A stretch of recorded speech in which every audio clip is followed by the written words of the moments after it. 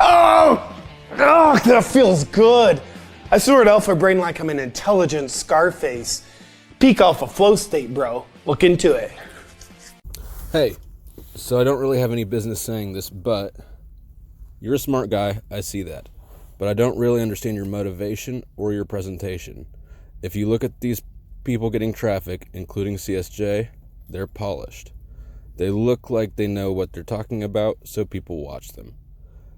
It would be good to get rid of all the stuff on the walls. The yellow lighting isn't flattering.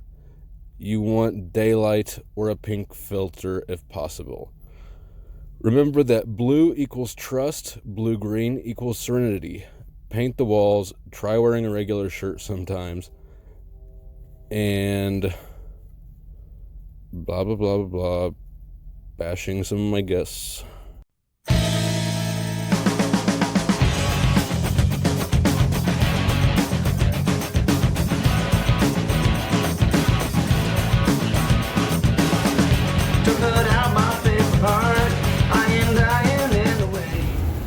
It only seemed fitting that I respond to this video in the car, in the dark, in an ice storm, with the lowest possible quality.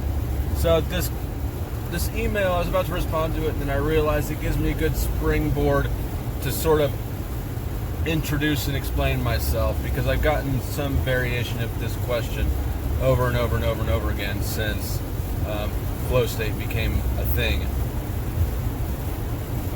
People can't figure out what I'm doing. What am I doing? I am playing. Flow state is a hobby. It's got business. It's got some business. It's got a little bit of business, but all in all, the return on time is really low. Like I don't really make shit at this now, and I never got into it expecting to make shit. I do have a knowledge base and a skill set that's marketable. It's in higher demand than free market economics would let it go for free at. And with some of the shit on the market, C.S. Joescph was mentioned, so I'll mention him specifically. I mean, a typing from me costs half as much as a typing from C.S. Joescph, and like I promise you, it's worth a bazillion times as much. So, to me, the business end of it is all part of the hobby. I've always enjoyed challenges or games, or for lack of a better word, that have that sort of economic component. It throws a little bit of possibility into there. Like, whoa, what if this thing I'm doing for fun, hits it big, hits a gold mine. So that makes it a little more fun, and also money's a good measuring stick to gauge your success, I think, across a lot of endeavors. And on top of that, for those who know me well enough to know my story, I'm pretty fresh still out of jail, rehab, out of a law enforcement fiasco that now, thank God, is over. I've completed my sentence. I've off corrections, all that stuff. It's done now, but it's just barely done. And being a felon, especially after such a financially devastating event as getting raided 3 times, spending a year more or less spent dealing with courts and in jail and stuff. I mean, that's a huge financial setback. And then the job market as a felon is I'm going to work right now. I'm going to work longer hours and probably make half as much money today as I did previously in my job as a banker, which I don't miss banking. I didn't enjoy the industry, but yeah, the money was much better than concrete. So now I'm at a point in my life where, these little bits matter. It's the money I get off YouTube's not gonna sink or swim me, but it does make the month easier. If I get a few typings or a few coaching sessions, whatever, my finances are such that I feel it. So, but all in all, back to where I was. This is a hobby. I started as a hobby.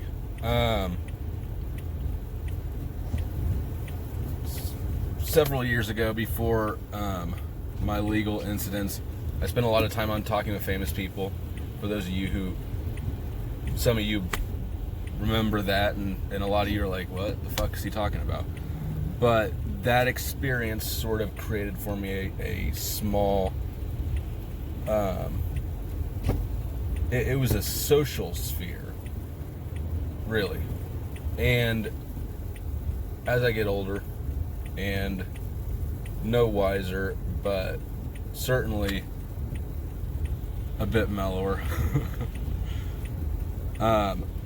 my social life, which has always been robust, growing up, has changed. I'm a dad. I've got jobs, careers, whatever. I got domestic adult stuff to think about. I'm not going out and partying every night. I don't have I do still actually have a very big network of IRL friends that I can hit up at any point in time. I'm blessed in that regard. But I don't engage with them that much.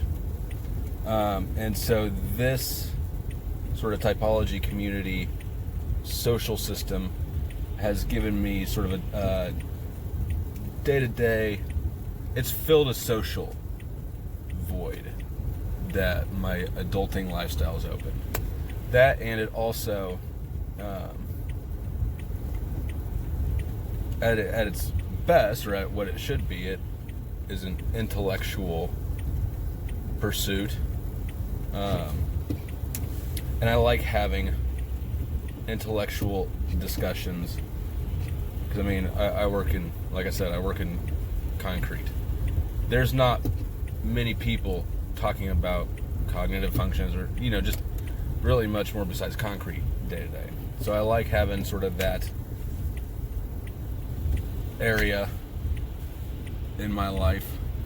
And to be completely honest, I don't think that this is a conscious driver, but one thing that's been a pleasant surprise for me since I've gotten involved in the typology community, again, starting with talking with famous people and then kind of branching out from there, has been interacting with people from across the world in all different walks of life, just all sorts of people that I never have talked to in day-to-day life. I'd never come across. You see in Facebook groups wherever people are always saying, oh, where do I find this type? Where do I find that type? Man, I don't know what to tell you, but a lot of you, I don't know where I would have met some of these introverted intuitives, you know what I mean? And when I have in the past, apparently it's just, we just haven't ever synced. I went to a high school with 1,200 people. I know that there was,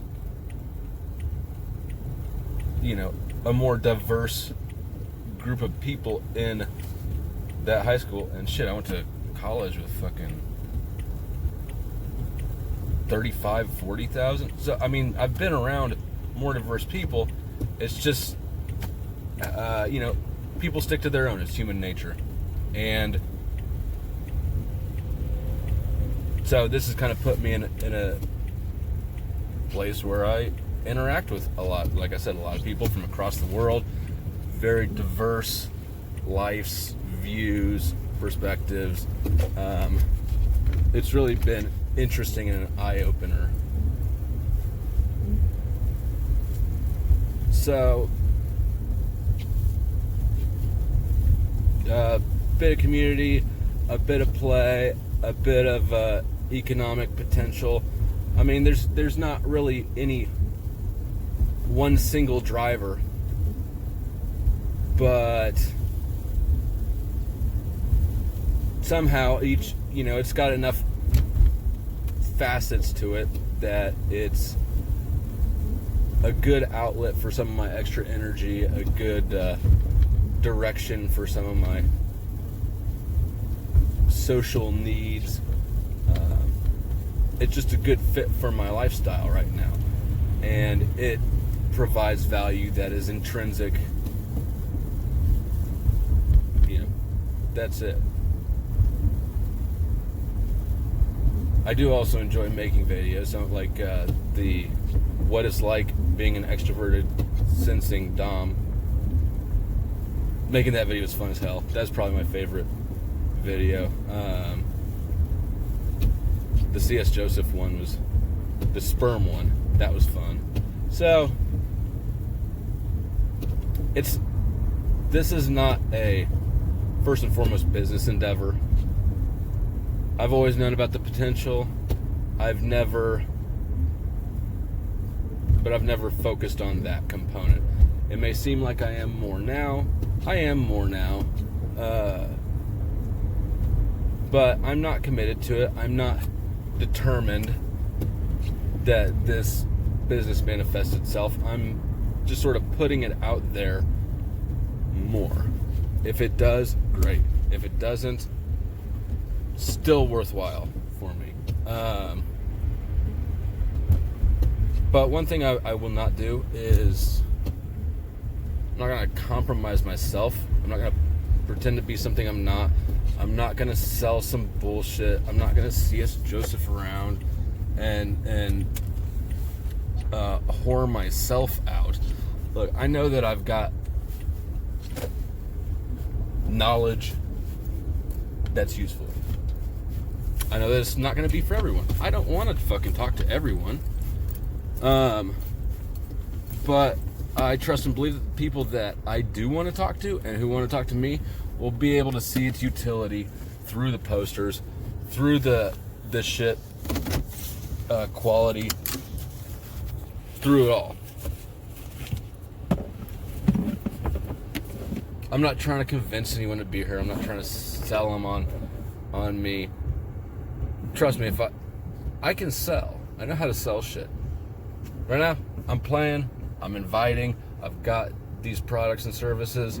I would love for y'all to become clients, but I'm not gonna put on any airs about it. There are a couple other things that I wanted to address on that letter. First of all, thank you for the compliments and for the presentation tips. I didn't know that about the colors. I'm not gonna follow your advice, mostly just because it's too much of a hassle for a small rental house. But I do appreciate it, and I recognize its validity. The final thing I want to do is point out that you use C.S. Joescph as a model, and it's in context of presentation, which I know what you're talking about. He presents well. He's a very skilled orator for sure, but I would make it clear and caution everyone against using him as a model to emulate. I think that he lacks integrity. I mean, ultimately, I don't mean to beat a dead horse, but everybody knows how I feel about his content and his integrity and the dishonesty with which he conducts himself. So I just want to make it clear that in no way do I think that the sum of him is who anybody should be trying to copy. Does he have some things he's good at? Absolutely. Is he who I would want for myself or anyone else to model themselves after? No, not at all. And personally, I'm not interested at all in basically whoring myself. I'm not gonna say bullshit that I don't think is true. Like, fuck the subscribers, fuck the clients. If you need to be lied to, I don't want your business. So, I encourage everybody to try to conduct yourselves with integrity, really, because once that's gone, you're gonna have a hell of a time getting it back. But if that's all you got, you can go a long ways on just integrity. Say you want some peace, but you make war. Problem is you reap what you pay for. Life could be a dream, but you can't afford. You be talking cheap. Got your mouth running, but you poppin', living nothing. Always gonna know it's coming with a cheap top. Got your mouth running, but you poppin', living nothing. Lose a bag, you be talking cheap. Got your mouth running, but you poppin', living nothing. Always gonna know it's coming with a cheap top. Got your mouth running, but you poppin', living nothing. Lose a bag, you be talking cheap. Well, what Susie says to Sally, saying more about herself. If